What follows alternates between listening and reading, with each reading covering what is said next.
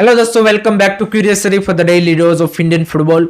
तो सबसे पहले बात करनी है हमारे prime minister mister Narendra Modi के बारे में, बिकॉज रिसेंटली उन्होंने जो लेक्स फ्रीडमैन को इंटरव्यू या पॉडकास्ट दिया है उसमें उन्होंने इंडियन फुटबॉल के बारे में भी बातचीत की है, जिसमें से दो तीन की चीज़ें उन्होंने बोली है। वन ऑफ देम इज़ कि भाई इंडिया की जो यंगर जनरेशन आ रही है they are more attracted towards the football as a game, and वो कहीं ना कहीं सही बात भी है कि पिछले एक आध डिकेड में यहाँ पे वो ट्रेंड चेंज होता हुआ दिख रहा है। अगर आप अपने आसपास दिखेंगे तो जो नए बच्चे हैं वो ऑब्वियसली सिर्फ क्रिकेट को एज ए गेम नहीं देख रहे थे, want to play other sports also, and football is one of the sport की जो ज़्यादा उसमें पॉपुलर है। दूसरी चीज़ उन्होंने बोली कि भाई इंडिया की जो मेंस एंड वुमेन्स टीम है वो भी रिसेंटली अच्छा प्रोग्रेस कर रही है। तो आई थिंक वो चीज़ उन्होंने कहीं ना कहीं गलत बोली, या फिर वो अनअवेयर होंगे कि क्या रियलिटी है अभी हमारी मेंस एंड वुमेन्स टीम की, कि जो एशियन कप क्वालिफाई करने के लिए भी डाउटफुल है। एंड पिछले 2 साल की हमारी परफॉर्मेंस भी यहाँ पे अब देखिए कि वन ऑफ दी वर्स्ट रही है। सो मे बी उनको सही तरीके से वहाँ पे इन्फॉर्म नहीं किया गया about the reality of the national teams of men's and women's.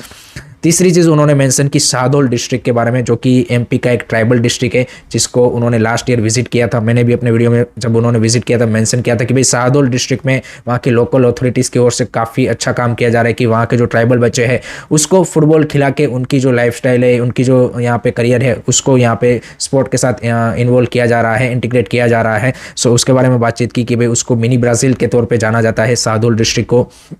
Then also उनको पूछा गया कि भाई who is the greatest player, तो उन्होंने बोला कि भाई 1980s में यहाँ पे मैराडोना को माना जाता था। अगर अब अभी की जनरेशन से पूछेंगे तो दे विल से मेसी, तो ये भी उन्होंने बताया। उसके अलावा लेक्स फ्रीडमैन ने जो बोला कि भाई football is a global only sport, global sport की जो भाई यहाँ पे कम्युनिटीज़ को, लोगों को यहाँ पे इंटीग्रेट करता है। तो आई थिंक ये जो चीज़ है, आई थिंक ये गवर्नमेंट को एंड जो पीएम ने भी बोला है कि भाई इंडिया को एज ए यहाँ पे अगर वर्ल्ड पावर बनना है तो sport has a really important role to play. आपकी अगर स्पोर्ट यहाँ पे आप बोल सकते हैं कि आपके लोगों की लाइफस्टाइल में नहीं है, देन यहाँ पे as a society definitely it's not a good thing. तो उनका भी एक आप बोल सकते हैं कि जो प्रायोरिटी या फिर जो आप बोल सकते हैं कि फोकस है वो ये है कि भाई ज़्यादा से ज़्यादा स्पोर्ट को उस तरह से ग्रो किया जाए। And football is one of the sport की जिसमें अगर इंडिया आगे जाके अच्छा करते हैं तो ग्लोबल लेवल पे भी it's a beneficial for us. But ये जो इंपॉर्टेंस है, ये गवर्नमेंट एंड ये जो अथॉरिटी है, ये AFF, they need to you can say कि अंडरस्टैंड दिस, एंड एएफएफ को गवर्नमेंट को समझाना पड़ेगा, पिच करना पड़ेगा कि भाई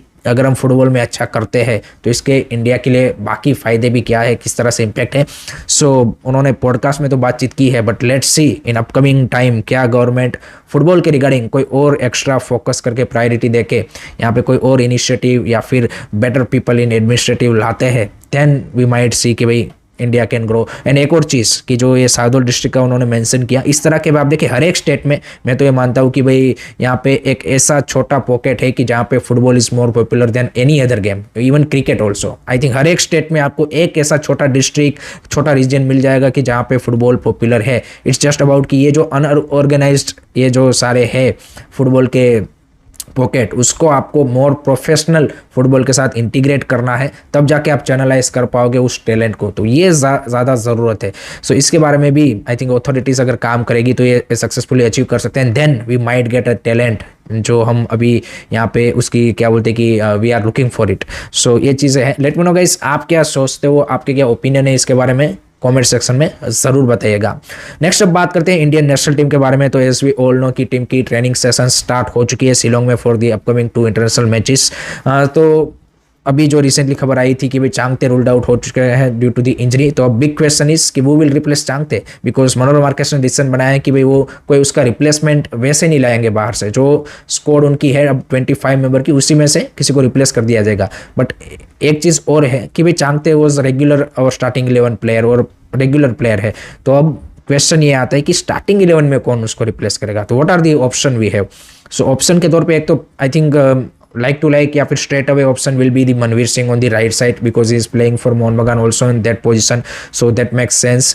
other than that maybe यहाँ पे आप देखिए कि ब्राइसन वहाँ पे खेल सकता है, Naorem Mahesh can play also on the right side, या फिर इवन अब आप आपके क्या बोलते हैं कि Ashique Kuruniyan can also play, Boris Singh जो आपने as a full back pick किया है, he can also play that wing position, जो कि गोवा में भी कपल ऑफ मैचेस में उनको खिलाया हुआ है। So you have a 4-5 option. Now it's interesting to see कि कौन से फॉर्मेशन के साथ जाते हो एंड किस तरह से आप कौन से प्लेयर के लेके आते हो। मान लीजिए कि आप फुल विंग बैक के साथ जाते हो, then I think Boris Manvir will be good option. Out and out winger जाते हो, then maybe Naorem Mahesh also you can try out there, या फिर ब्राइसन को भी ट्राई आउट कर सकते हो। So I think that combination he has to look for, and let's see कि किस प्लेयर को वो चांगते से रिप्लेस करते हैं इन स्टार्टिंग 11, वो देखना इंटरेस्टिंग होगा। आपके हिसाब से कौन सा प्लेयर होना चाहिए कमेंट सेक्शन में बता दीजिएगा।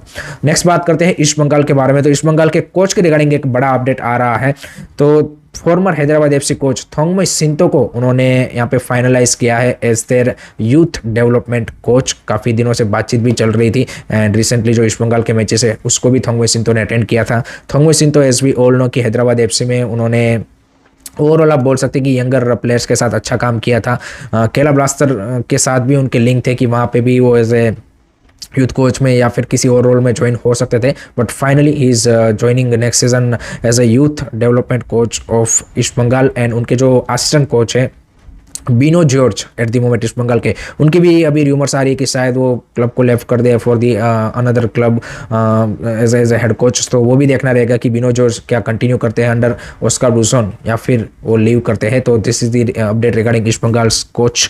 नेक्स्ट बात करनी है फिर आई लीग के बारे में। तो आई लीग में टाइटल रेस तो हम सबको पता है कि इंटरेस्टिंग चल ही रही है, बट कल के जो 2 रिजल्ट आए उसके बाद वहाँ की जो रेलीगेशन की जो बैटल है वो भी और ज़्यादा इंटेंस हो चुकी है। पहले मैच में भी राजस्थान यूनाइटेड ने 4-0 से शिलोंग लाजोंग को हरा दिया है, and Rajasthan move to the 5th position.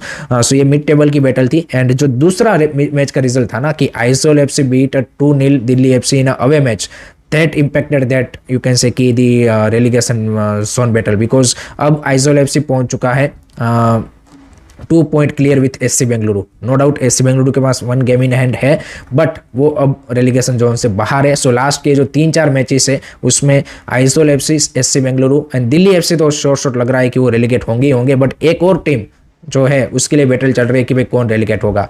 क्या वो आइजोल एफसी होगा, क्या वो यहाँ पे एससी बेंगलुरु होगा, वो देखना काफ़ी इंटरेस्टिंग होगा। तो वो जो एक बैटल कांटे की चल रही है वो नेक्स्ट 15 डेज में वो पता चल जाएगा। And I League is also in their last phase, last 3-4 match days left. So I think it's gonna be exciting to see कि भाई कौन 2 टीमें रेलीगेट होती है, कौन सी टीम यहाँ पे टाइटल जीतती है, आईएसएल प्रमोशन गेन करती है। तो मज़ा आने वाला है। लेट मी नो गाइस आपकी क्या प्रेडिक्शन है, कॉमेंट सेक्शन में बता दीजिएगा। लास्ट में बात करते हैं आईडब्ल्यूएल के बारे में। तो भाई आईडब्ल्यूएल में भी कल 2 इंटरेस्टिंग मैचेस हमें देखने को मिले, जहां पे श्रीभूमि एफसी ने भाई 3-2 से सेथु एफसी को हरा दिया with the Baladevi hat trick. So that's a great to see Baladevi is back in form and in looking really good. So that's a good sign for national team also if यहाँ पे क्या बोलते हैं कि Crispin Chhetri consider her as a next you can say Asian cup qualifier. दूसरा जो match था वहाँ पे नीता फुटबॉल एकेडमी ने 2-0 से होप एफसी को हरा दिया है। So that's also another positive result for Nita football academy. So that's the update about the IWL. So that's it from my side guys regarding today's Indian football news. I hope कि आपको video पसंद आया होगा। Keep supporting Indian football, don't forget to like share subscribe क्यूरियसरी। जय हिंद, जय भारत।